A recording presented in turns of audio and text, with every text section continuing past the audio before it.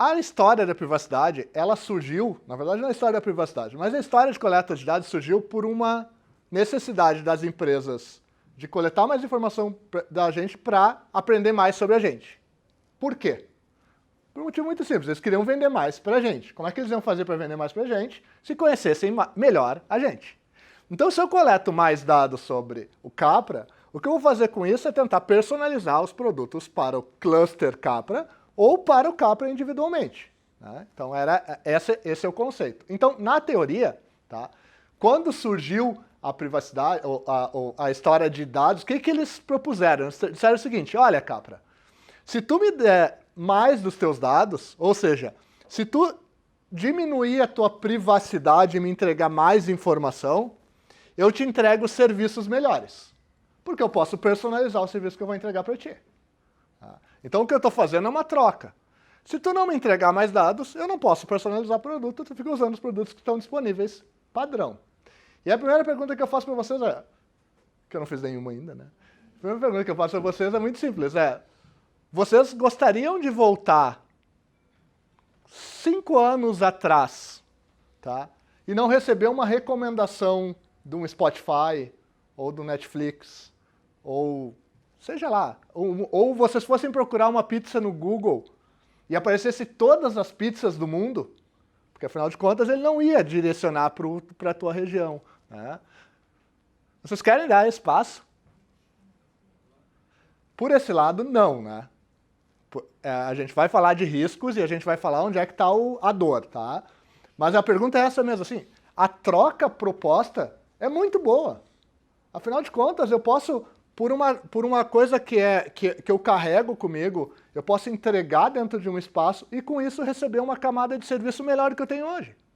Então assim, como eu até brinco, né? A nova lei, em qualquer parte do mundo, pelo que está se estabelecendo como lei, até agora ela não tem uma opção de ser um doador universal de dados. Não surgiu essa opção, não tenho como marcar, eu quero ser um doador universal de dados.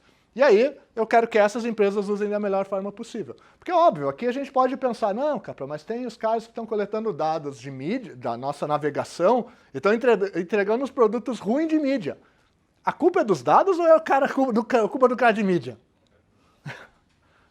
Então talvez a gente tenha que dizer, não quero mais esse serviço, quero bloquear esse cara de mídia por um motivo específico. Estou dando exemplo mídia, tá, gente? Pode ser qualquer coisa. Mas talvez o pensamento sobre o uso de dados, da gente ter produtos mais personalizados, ele faz muito sentido, né? O problema, tá, é que a gente entrou numa discussão nessa história ética, tá? E a ética, por mais que a gente considere assim, não, vamos lá, existe um consenso ético, né? A gente, como sociedade, tem um pensamento do que é correto e o que é errado, né? O Capra vir aqui e pegar um telefone em cima da mesa e levar, é errado.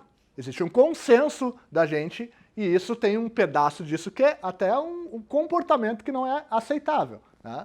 Mas tem coisas que eu posso fazer aqui dentro que talvez seja certo para mim e errado para alguns de vocês. Né? Então talvez algum comportamento que eu tenha, talvez não seja o mais adequado. Então a discussão de ética sempre vai ter uma linha que alguns vão aceitar e outros não. Porque o que mais preocupa nessa história, tá, ou que está mais atrapalhando essa discussão de privacidade, é uma coisa que esse cara aqui criou, tá?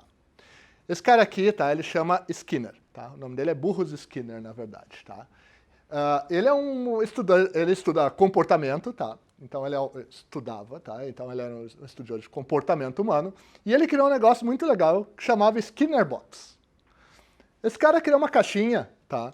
Que ele treinava o comportamento de forma condicionada de ratinhos, tá? O que ele sabia da literatura, tá? Ele sabia da literatura que o ser humano, tá? A sociedade, de uma forma geral, tem um comportamento sempre reativo, vou colocar dessa forma. Condicionado é o nome correto, tá? Tem um comportamento condicionado. E ele foi testar isso nos ratinhos. Então o que ele fez? Ele disse, olha, durante um teste com os ratinhos, eu vou reforçar algumas coisas, quando ele tiver um comportamento que eu queira que ele tenha, né, que é ativo, e vou punir ele quando ele não tiver um comportamento adequado. E ele criou ali o que era o reforço, o que era o negativo, positivo. Moral da história, como é que funcionava a caixinha? Muito simples, tá? Ele botou dentro da caixinha uma lâmpada, tá? um piso, uma grade no chão, tá? Que dava choque, tá? E uma alavanca. E aí a caixinha ela é muito legal, tá? Como é que funcionava? Se a lâmpada estava acesa e o ratinho batia na alavanca, caía comida. Tá? Era bem simples. Ele batia ali e caía comida quando a luz estava acesa. Se a luz estivesse apagada e ele batia na alavanca, ele tomava choque. Então, se a luz estava acesa, ele batia uma vez, descia comida, ele ficasse batendo, tomava choque. Então ele aprendia e aí ele parava de bater na alavanca, obviamente. Então eles foram aprendendo, tá? E aí depois isso tem uma evolução, onde ele bota o outro ratinho também aprende com o comportamento do outro. Então aquele já nem bate na alavanca quando a luz está apagada, ele bate só quando está acesa. Então ele tem todo esse mapeamento do comportamento. Procurem no YouTube depois, vocês vão achar lá, tá? Skinner Box, e vocês vão conseguir ver o videozinho dele treinando lá os ratinhos baseado nisso. Capra, o que isso tem a ver com a nossa conversa de privacidade? Por um acaso, vocês reconhecem alguma coisa de condicionamento olhando isso aqui? E se eu mudar para essa janela aqui, vocês reconhecem alguma coisa? O que a gente faz dentro de qualquer plataforma social é um comportamento condicionado. Essa caça-likes, ou essa forma que a gente vive hoje de recompensa dentro do ambiente digital, é baseado nesse conceito. Então o que acontece? Cada vez que a gente está deixando um registro nosso de comportamento, isso está sendo registrado em servidores, né? Esses servidores estão armazenando essas informações e estão sendo usados para muitos usos, inclusive como no caso de Cambridge Analytics lá, que a gente viu que isso foi usado dentro de um contexto diferente. Mas eu não quero pegar aqui a discussão, o cara pegou os dados, estava lá, ele usou... Eu vou dar um passo atrás nesse negócio, eu vou falar de metodologia. O que esse cara fez com esses dados? Ele pegou os dados alguns tipos de dados, Facebook, tweets que a gente faz, nossa navegação dentro de um navegador. E o que ele fez? Ele associou isso com comportamentos psicográficos da gente. Então ele fez uma associação. Olha, tá aqui os dados do Capra, ele se comporta desse jeito, e baseado nesse comportamento eu vou fazer a associação por comportamento psicográfico. Tá?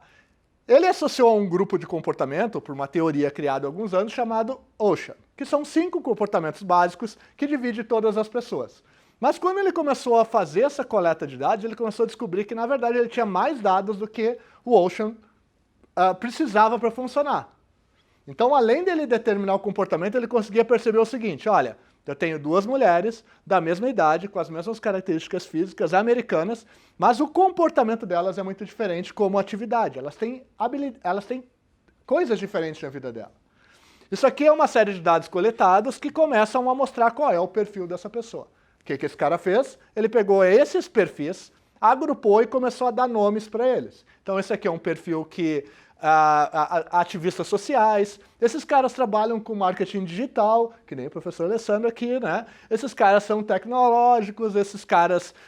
então cada um com um comportamento ativado. E aí o que ele fez? Começou a mandar mensagens específicas para cada um desses grupos.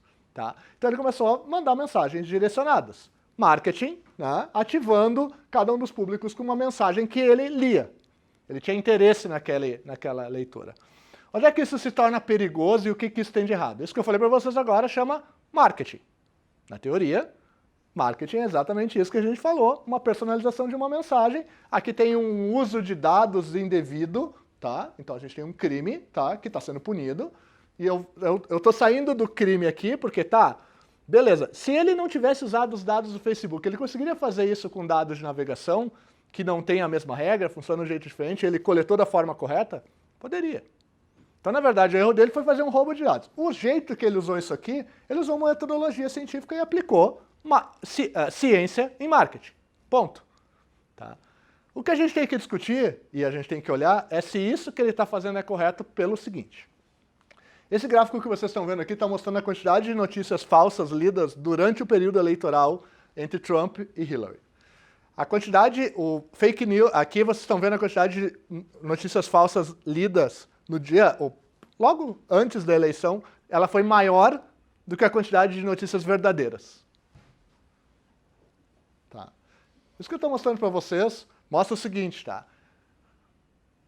Isso é culpa vamos lá. Isso é culpa dessa empresa que produziu, estudou e fez esse impacto de mensagem? pode ser uma parte. Mas onde é que está o envolvido nessa história? É o ser humano, porque na verdade é assim. O que aconteceu aqui?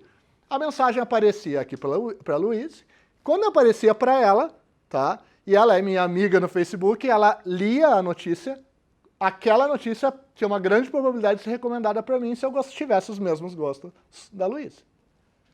Então, na verdade, o que fez esse sistema acontecer aqui foi muito mais o sistema de funcionamento de clusterização da própria plataforma social do que o mecanismo de coleta de dados desta empresa que fez esse trabalho. Tá? Então a gente tem que tomar um cuidado, porque a gente está botando tudo no mesmo bolo e, obviamente, talvez o culpado esteja sentado por aí e a gente nem está olhando de uma forma adequada para isso.